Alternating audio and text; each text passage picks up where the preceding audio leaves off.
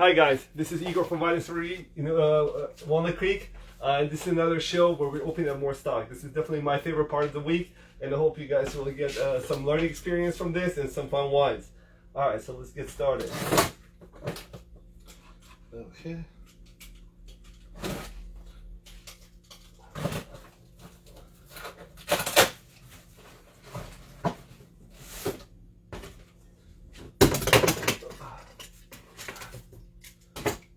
First I have a Pinot Noir from Franz Keller.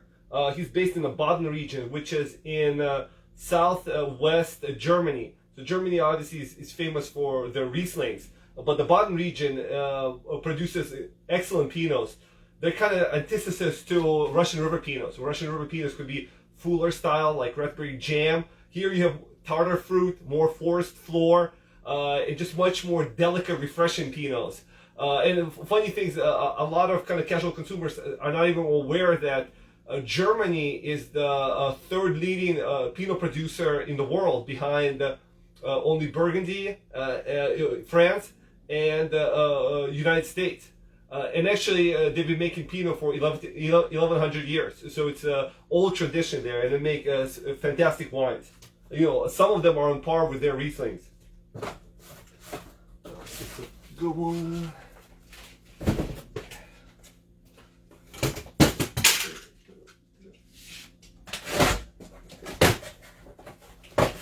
And speaking of their Rieslings, this is a Mosel Riesling right here from the Franzen family, and this is a cabinet. So this is a lighter style Riesling, a little sweet, fruity, but it has beautiful acidity to it. So it's just like a delicate wine you could just enjoy by itself. It's probably low alcohol, 9% alcohol. So it's like I said, a featherweight wine that's just delicious.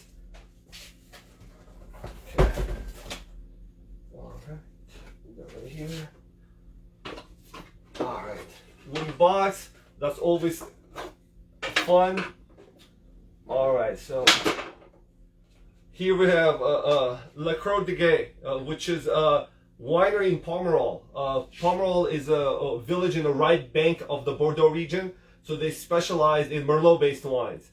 The most famous wines in that village is Chateau Petrus, which is probably one of the five most famous wines in the world. Very expensive wines all across the board. Regardless if they get high scores or not high scores, the wines are always very expensive. And to me, this is actually a high scoring value. For $50, you get a pomerol that got 93 points, and also 70 points from Jesse Robinson, which is an exceptional score. So this, I think it's as far as value in pomerol goes, this is a great value wine.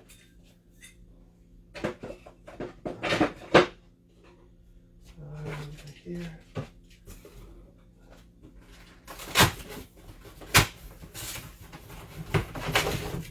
Oh, cool. So now we're going to Alsace, from Domaine Hugel, which is one of the bigger producers in Alsace. This is Edelswicker, which is a noble blend. It's a blend of the 5 varieties that kind of dominate the region. You have Riesling, Gewürztraminer, but you also have here a Sylvaner, Pinot Gris, and Muscat. So it's a very aromatic, high acidity, just beautiful summer wine. Got 90 points from Decanter Magazine, 90 points from James Suckling, and for $15, I think that's a great value wine. So fantastic, summer drink.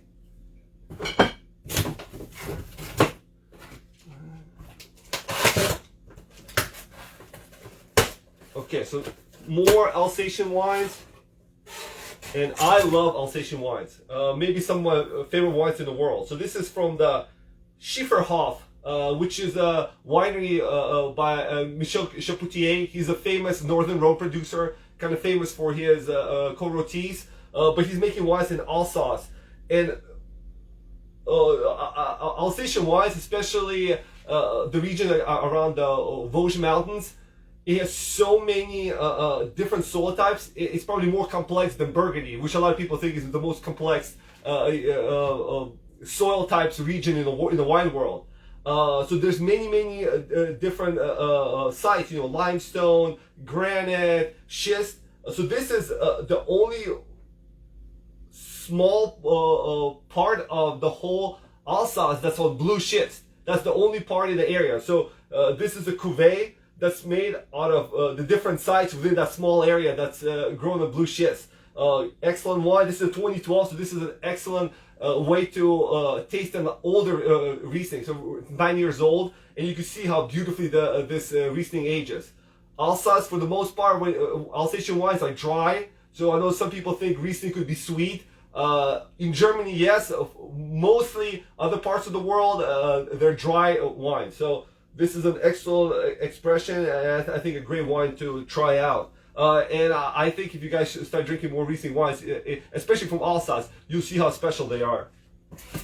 And I actually have two cuvées from this producer from Riesling.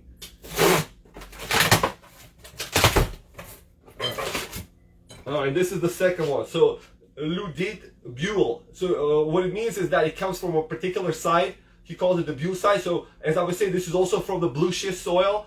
So the first cuvée was there's like 3 sites, higher elevated, kind of middle elevation, lower elevation. So the buhl is from the lower elevation site. It's kind of richer, more expressive than the other sites. The previous wine was a combination of all 3 sites, but this is a site specific. Ludit means it came from a specific parcel. That's basically what it means. So excellent wine, 2012 vintage once again. Jensen gave me 17.5 points, which is a fantastic score. And she projected that this wine could be drinking great through 2030. So 2012, 2030, we're talking about close to 20 years for Riesling. So that's excellent aging potential there. Right. Then I have one more.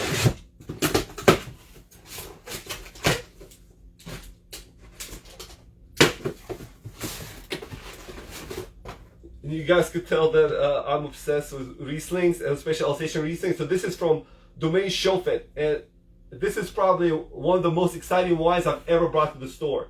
So it comes from the Rangen de Tan Grand Cru. So as I was mentioning earlier, there's many Grand Crus. There's 52 Grand Crus in Alsace with different soil types. So the Rangen is considered the most austere because it's the only Grand Cru that's on volcanic soils. So it makes a very mineral, austere, long-lived wines. I love volcanic wines, whether it's from Mount Etna, Santorini, or from the Rangen Grand Cru in Alsace. And Chauffeur, it's a producer that always gets high scores, and this is their most renowned wine, and it's a highly allocated wine. I ordered this specifically from the East Coast. I wouldn't be surprised if I'm the only shop or restaurant on the West Coast to have this wine. Like I said, only a few cases are brought into the U.S., and you have to ask the distributor if you could have the wine. So I'm feel honored that he was able to give me this wine, and I hope you guys will try this wine out. I'll give you guys kind of like a perspective on my wine drinking. This is a wine that definitely will go in my cellar. And for $55 retail,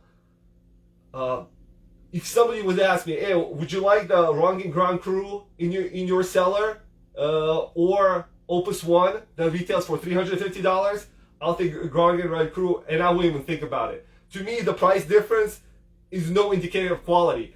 This is a 2018 vintage. It hasn't been reviewed yet, but the 2017 vintage got 96 points in Wine Enthusiast, and the 2016 vintage got 18 points from Justice Robinson. 18 and a half points, I think, which is equivalent of 95, 96 points. Like I said, these are some of the most highly regarded Alsatian wines, and some of the most highly rated Alsatian wines. And when you kind of put it in perspective, it's not a cheap wine, but when you compare it to something like Opus One, and this, to me, this goes into my cellar. It's just my preference.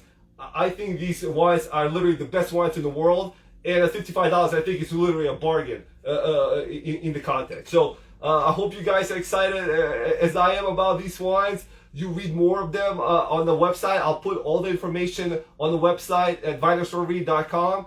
So, I hope you check out the website and pick up some of these wines. Otherwise, I'll see you next time. Thank you, guys.